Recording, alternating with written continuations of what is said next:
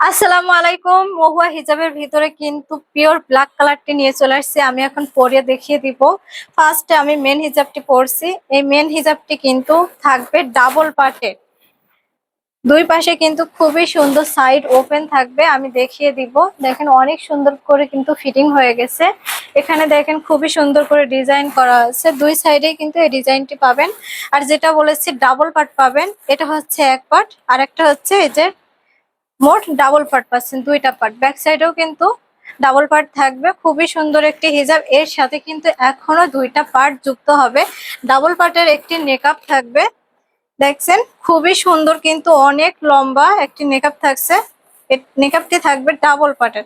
নেকআপটিও করে দেখিয়ে দিচ্ছি। আপনারা চাইলে কিন্তু হিজাবের সাথে এই নেকআপটি পরেও কিন্তু ব্যবহার করতে পারেন। আবার যারা হুডিটা ইউজ করতে চাচ্ছেন হুডি সহ ইউজ করতে পারেন। আমি হুডিটা পরে দেখিয়ে দিচ্ছি। এখানে কিন্তু একটা ফিতা থাকবে। এই ফিতাটা আপনারা এভাবে খোপার নিচে দিয়ে এভাবে সামনের দিক থেকে এভাবে টান দিলে হয়ে যাবে।